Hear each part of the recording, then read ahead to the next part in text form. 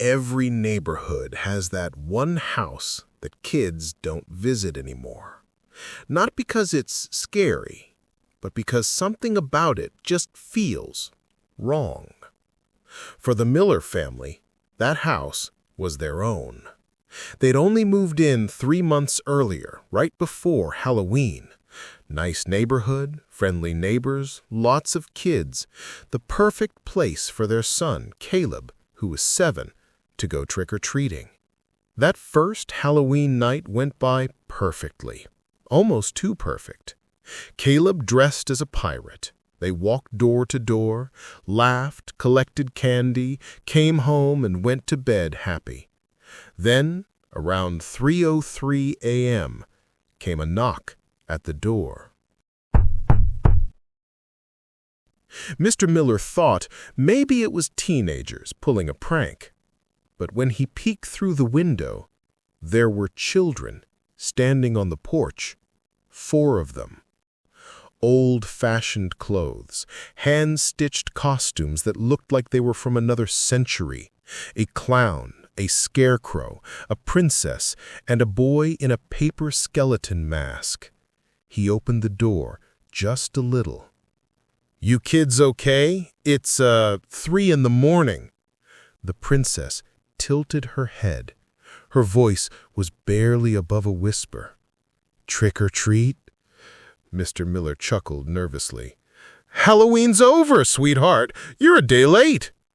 The boy in the skeleton mask took a step forward. His voice sounded hollow. "No, sir. We came back for our treats." Something about the way he said it froze Mr. Miller in place. He looked behind them. No parents, no flashlights, just fog creeping along the street. He forced a smile. "Hang on, I'll get something." He grabbed a few candy bars from the counter, dropped them into each bag. But when he handed one to the skeleton boy, the kid didn't move, didn't blink, didn't breathe. Then, one by one, the children looked up at him, their faces pale, lips cracked, eyes empty. The little princess spoke again. "You forgot last time." Mr. Miller blinked. "Last time?" She pointed behind him, inside the house. He turned, and his heart stopped. Through the living room window, he could see his family, his wife and son sitting on the couch. But that wasn't possible, because he was standing right there watching them. The boy in the skeleton mask leaned closer. "You didn't give us candy in 1971, so we came back." Before Mr. Miller could react, all 4 children screamed, the sound sharp, mechanical, echoing like a warped tape recording. The lights in the house flickered, the air turned cold, and the world went dark. When Mrs. Miller woke up the next morning, the front door was open. Her husband stood on the porch, holding 4 pieces of candy in his hand, his eyes blank, whispering over and over, "I gave them their treats." Police found old newspaper records later that week about 4 children who died in a house fire on that same street on Halloween night, 1971. Their names were listed under the address of the Miller home, and in the crime scene photos, each child wore the same costumes.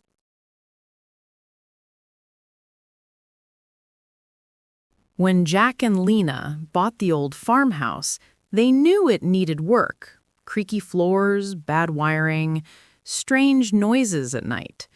But what bothered them most wasn't the sound. It was what appeared one morning in their own hallway. A door. Right beside the kitchen. A plain wooden door with a rusted handle, something they both swore hadn't been there the day before. Lena laughed nervously. "Did the contractor put this in?" Jack frowned. "We haven't even started renovations yet." They stared at it. No frame, no light leaking underneath. It looked old, too old, like it had always been there, waiting. That night, as they tried to sleep, a faint tapping echoed from the hallway, like someone was knocking from the other side of that new door. Jack got up, grabbed a flashlight, and checked. The sound stopped the moment he entered the kitchen. He turned the handle. It didn't move, locked tight.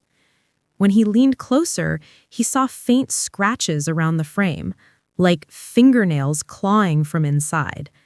He backed away slowly, turned off the light, and told himself it was nothing. But Lena had heard it too. The next morning, the door was open. Inside was a narrow staircase leading down into darkness. A smell of damp rot and rust filled the air.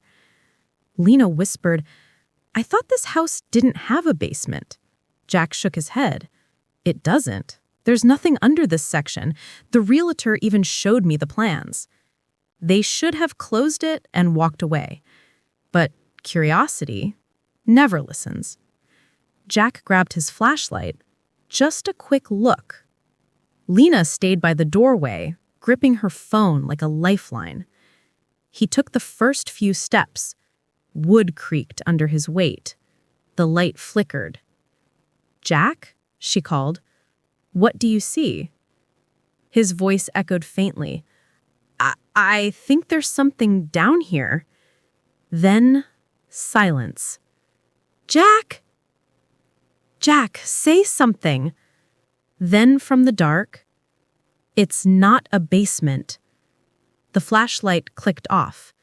Lena ran halfway down, heart pounding. The air felt wrong, thick, vibrating, like the world was bending. She turned to go back up and realized the door above was closing. "Jack!" A hand reached out from the darkness, cold, gray, gripping her wrist. Not his. Too thin, too strong. She screamed, tore free, and stumbled into the kitchen. The door slammed shut behind her. When she opened it again, seconds later, the staircase was gone. Just a blank wall of brick and plaster. Police searched the house. No sign of Jack. No sign of any basement. Every blueprint confirmed there had never been a lower level beneath that room.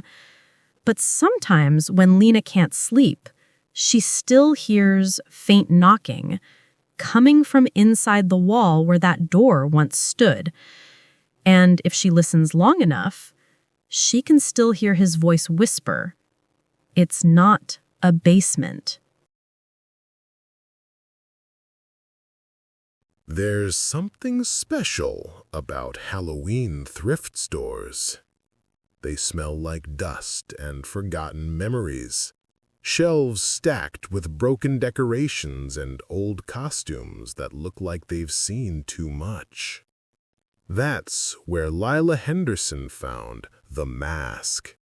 A vintage witch face, cracked green skin, warts, yellow teeth, and wide painted eyes. The tag said, $1, handcrafted. She didn't know why, but she felt drawn to it, almost called by it. She bought it on impulse and told her friends she'd wear it to the Halloween party that night. Everyone laughed when she showed up because it didn't look scary, it looked old. But Lila, she couldn't stop touching it, tracing her fingers along the rough edges. It felt warm.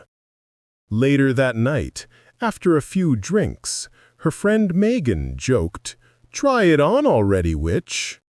Lila grinned and pulled the mask over her face. The rubber was stiff at first, then softened, molding perfectly to her skin. Everyone cheered as she danced around, cackling like a witch. It felt amazing, like she wasn't pretending anymore, like she was someone else. Then someone shouted, "Okay, take it off." Lila tried to laugh, but the mask didn't move. She tugged harder. It stretched, but didn't come loose. "Relax, it's glued or something," someone said. But when Megan tried to help, her fingers brushed the mask and came back bloody. Lila froze. Her skin burned under the mask. She ran to the bathroom mirror. The reflection made her stomach drop. The mask had fused to her face.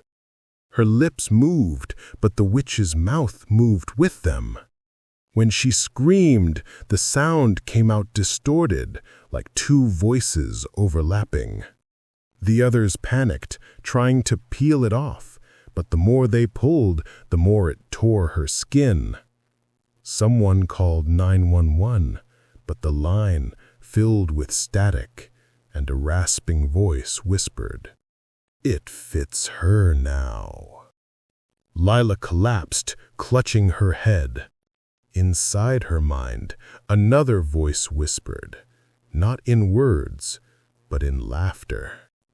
When the paramedics finally arrived, Lila was calm. Too calm. The mask was still there, perfectly blended into her skin. The witch's eyes now blinked on their own. She didn't resist when they took her to the hospital. She just smiled and said, "Don't worry, it only hurts the first time." That was 3 years ago. The hospital eventually released her, said she was mentally stable, and wore heavy makeup to cover her scars.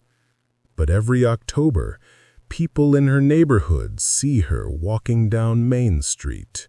Same old witch face, glowing faintly under the streetlights. Children run from her.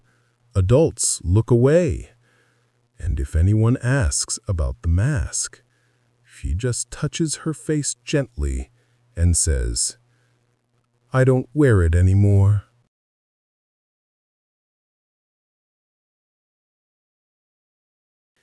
Every town has that one house. You know the one. Lights off on Halloween, curtains always drawn, and a story whispered between kids who want to sound brave. In the town of Riverbend, that house belonged to Mr. Howarth, or as the kids called him, the Candyman. No one had seen him in years, but they said he used to make the best candy in town, taffy, caramel, fudge so sweet it could rot your teeth just by smelling it. Then one Halloween, 3 kids went missing after visiting his house, and the candy shop shut down the next day. This Halloween, 4 kids, Tommy, Eli, Sarah, and Nate, decided to prove the legend wrong. They wanted views, followers, and a viral video. So they hit record and walked up the cracked path toward the Candyman's old house. No lights, no sound, just a single pumpkin on the porch. But it wasn't carved. It looked melted. "Dude, smell that," Eli said, gagging, like burnt sugar. Sarah zoomed in with her phone camera. The pumpkin was made of sugar, hardened, crystallized, and covered in flies. Tommy laughed it off. "Old man Howarth probably died in there. We're just going to peek in, say hi to the ghosts, and go viral." He knocked. No answer. Then a voice, soft soft, smooth, and distant, drifted from inside. "You came for candy, didn't you?" The kids froze. The door creaked open on its own. Inside, everything was coated in a sticky film, like syrup dried on every surface. Candy wrappers lined the floor, and hanging from the ceiling were lollipops, hundreds of them swinging gently, each one with something dark inside the candy center. "Holy crap, this is—" Eli stopped mid-sentence. He pointed at one of the lollipops. Inside it was a human eye. They started backing out, but the door slammed shut behind them. The lights flickered, and the walls began to breathe. With every breath, syrup dripped from the ceiling, thick and red.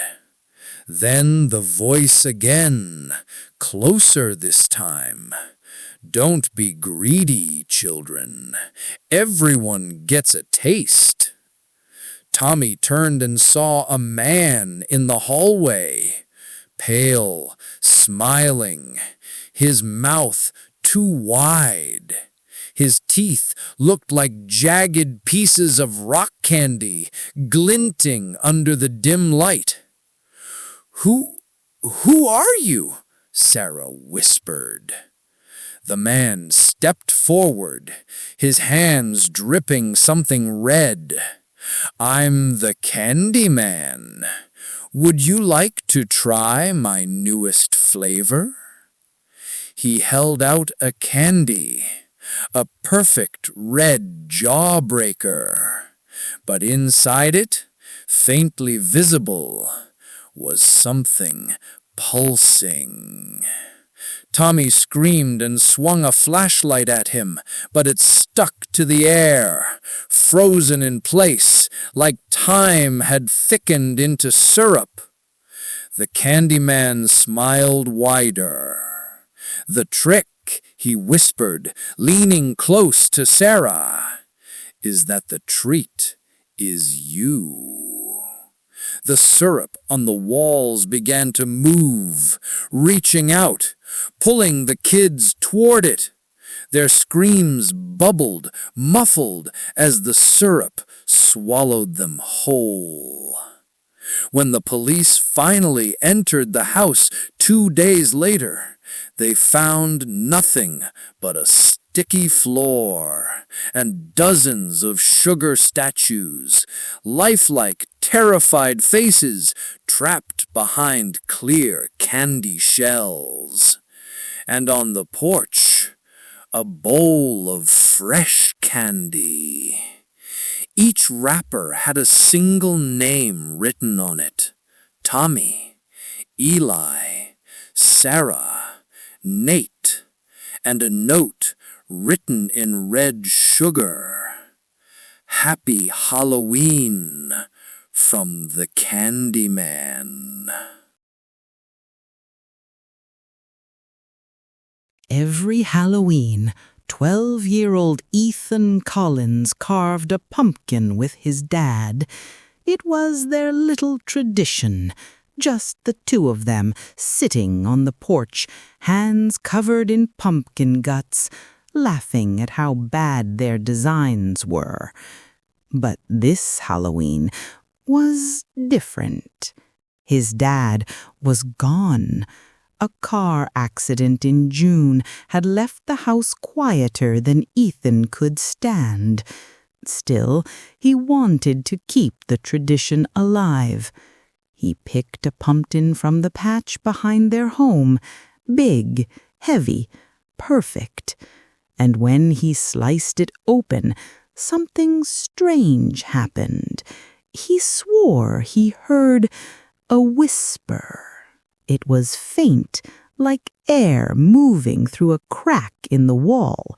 Just one word: "Hello." Ethan froze. He looked around. Nothing but rustling leaves and the faint squeak of his porch swing. He shook it off. Probably just the wind. He started carving. Triangle eyes, crooked smile. But with every slice, the whisper returned. "Ethan." He dropped the knife. "Dad?" he called out. Then, very softly, "I miss you too." Ethan's heart pounded. He backed away, eyes fixed on the half-carved pumpkin. It wasn't glowing, but something inside it shimmered faintly, like a candle flame flickering behind its thick orange shell. He wanted to run, to throw it away, but instead he whispered back, "Dad?"